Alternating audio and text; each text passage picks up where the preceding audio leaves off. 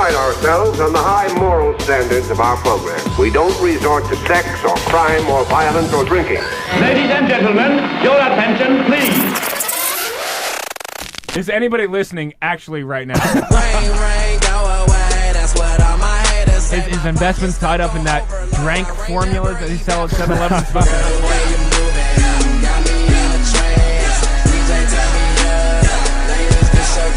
It's purple drank. He was really good looking in high school. Right, exactly. This is The CNO Show. now. All right, welcoming to the CNO Show right now. Her new show, she's got a guest star appearance on Scruff My Dad Says, Thursday, January 27th. That's tomorrow night at 8:30 p.m. Miss Tila Tequila. Miss Tila, how are you? Hi, guys. Scruff. It's actually Bleep, my dad. Or Right. blank. Right, I wasn't exactly sure what the protocol was on that. I'm sorry about that. Some more coffee this morning. Yeah, seriously. Tell us about your role on that show and what it's like to work with William Shatner, the man. The role is really funny. I couldn't even stop laughing, but I'm trying to be professional here because we have this whole cast and directors and on some days all these big wigs would come out just to watch us, and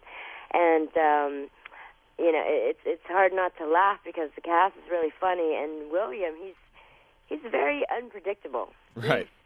He always talked to me, and one day he talked about like serious issues and how he was really fascinated with the Vietnam War and all this stuff, and other days he'll just talk about random things, and but he was really nice. He was really nice to me. Did you ask? Really funny. Did you ask Shatner if he could hook you with a sick hotel and flight package deal from Priceline? It's funny. Actually, the first thing I thought of is that when I first saw him, I saw those Priceline ads in my head, but of course I'm not going to say anything like that to him. Come on. So you made the leap from reality TV to guest starring on a network sitcom. What's that transition been like, and is acting something that you're going to try to continue to focus on during your career? Yeah, I've been actually, manifesting this since last year, because every year I have a new goal for the next year, and for this year I wanted to get into acting, and not just for the sake of it or for career-wise, but just because I really love acting, and I just like to do one thing at a time. Some people do like a million things at once. Yep. It's like sing, dance, do music, everything all at once. Like sometimes I just like to focus on one big thing at one time. So right now I'm into acting, and then right away it manifested, and I got this role, and then ever since I got that role, I started getting more calls for more stuff. And yesterday I finished filming this amazing piece with this really big A-list actress. I wish I could tell you guys who she is. But we won't tell anybody. You can tell us. It's fine. But I really wish. But I guess just the same as every show or whatever, they like to keep it kind of a surprise, because this is it's not a TV show, but it's such a big. She's such a big A-list actress that I think that they're trying to really keep it quiet, because once it comes out, everybody's going to be pretty shocked about it, and I think that's why they put us together. All right, cough once or twice, Hillary Swank. Wait, which one's yes, which one's no? Blink once or twice. All right, Tila, from reading about you and your past a little bit, it seems as though you've had a chaotic adolescence, put yourself in a couple of dangerous spots, some out of your control, some were your control. That's what is that what pushed you to want to take that leap of faith towards fame? Because it's such a polar opposite to go from sort of humble beginnings like that, and it's just a monumental shift to want to say in your mind, all right, I'm going to go for superstardom here. Did that play a role in that? Yeah, there's, growing up, it was a really things were just getting so bad, all my friends were getting shot and, things like that. And I had a moment in my life where I just thought to myself, this cannot be what life is about. Right. You know, and at that time I hadn't even gone anywhere. I was just living in Texas, and I was like, this can't be happening everywhere else in the world, could it? Because I would just ask myself these questions and have these dreams, and while my friends were out like doing bad things, I'd be in my head, wishing that I would be able to sing or be famous, but things like that you don't talk about when you're growing up in the hood. Right. It's like a joke to them, and then you lose all your credibility. Yeah. All your street cred. Yeah, exactly. So it's like when I first got my modeling gig, I got offered to do modeling and stuff, and I was so scared to tell my friends because inside I was so excited to do it. Mm-hmm. It was for Playboy, and it's a big, opportunity for, a girl in Texas. You know what I mean? Not knowing how to reach out to anybody in Hollywood, and I get this opportunity. And so I finally told my friends about it. And, of course, they were like, no, we don't think you should do that. Like, are you crazy? What jerks. And then I finally told everybody, I'm like, okay, guys, listen, I'm going to move to Hollywood, and I'm going to be famous, and that's that. And whatever, so everybody just made fun of me. They just started calling me Miss Hollywood, like, "What's up, Miss Hollywood?" Or like, "What's up, Hollywood?" Do you still go back home? Like, just being sarcastic about it. Do you still go back home, and is it a big thing when you go back home now?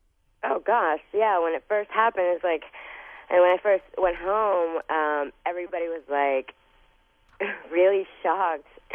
They were like, "Oh my God, you really did it! You did it!" I was like, I told you I would. Again, Tila is guest starring in CBS's show Blank My Dad Says, Thursday, January 27th at 8:30 p.m. Eastern. Tila, I know you got to go. I'm just going to ask you one or two more questions. You've been in the limelight for a little while now. I remember, being in high school and just staring at your MySpace pictures for about 2 hours every night before I went to bed. It's a little creepy. What would you say are some of the best things and some of the worst things since becoming famous? The best things is that I'm able to express myself through art and do fun things like acting, singing, and doing whatever I want, and sharing that with the whole world. The bad thing about it is that sometimes the media can twist things around and exploit you in really bad ways, or when you're feeling down about stuff, it's they're not a shoulder to cry on. Trust me. Right, exactly. They'll exploit that. So that's the bad thing about fame, but there are good things about it as well. You're of Vietnamese descent, right, Tila? Yes. Yeah, I'm a big Vietnamese female fan. I mean, that's just like I've dated a lot of Vietnamese. I got. All right, look. Tell me if you know what this means. Do you speak the language fluently? Yes, I do. All right, here's what I had to say to you. Tila Tequila. Did I say that right? Oh, that's so cute. Did you understand that? Did I say that right? Did I say it right? She said something back to you. Yes. Oh yeah, no. I only know like. Oh wow, this is unbelievable. I'm gonna go home. The greatest day in his life. Yeah, thank you so much for that moment. I got one last question for you, and thank you very much. That literally made my entire world. You've been around the entertainment industry for a little while now. And as you said, the media is not a shoulder to cry on. So many of these relationships, they seem so perfect. They blow up with titanic proportions in front of the media. Do you think that the public nature of these relationships is what leads to their downfall? And, did that play a factor in your breakup with Sean? Yeah, definitely. The media, that's why you see a lot of, celebrities, well, most of them, well, a lot of them, yeah. They try to keep their relationship. That's why I always hear about them hiding from the press. Or when, there's rumors out, they're like, no, we're just friends. Or you see them flying here and there, trying to meet in the back doorway or go to the alley, leaving different cars. Yeah. It's because, when your whole life is exposed to the media and the public, and when something is personal to you, you kind of want to keep it special, just keep it between just you two. Right. But when it belongs to the whole world also, and people are nitpicking at it and saying, oh, he's too good for her, or she's too good for him, and blah, blah, blah, it kind of just makes things like, not that those words matter, but I'm just saying it just feels like you're just everything special about the relationship is now exposed, and it cheapens the value of everything. And it's harder to be together a long time when it's all over the press. Tila, last question, and we'll let you go. I mentioned MySpace earlier. Since the emergence of Facebook and Twitter, MySpace has definitely died down a little bit. Are you still the queen of MySpace, or are you more of a Twitter girl now? There's recently a New York Times interview that I did with them, and their big quote on me was, Tila Tequila cannot remember her MySpace password. Dang. So there goes your answer. Wow. I guess my page is still up there, but I don't remember my password, and I just forgot. And then after a while, I just gave up, because once I looked at my page, it's like, oh my gosh, what are they doing to it? It's so much going on. It used to be so simple. I used to just log in, upload a photo, maybe post a new blog, or change my design page or whatever. And now it's just I don't even know how to log in. That's hilarious. They definitely need a new consultant on how to. I think they're trying too hard to compete with everyone else by adding all these things, and it's just too much. People like to keep things simple. So you're pretty big on Twitter?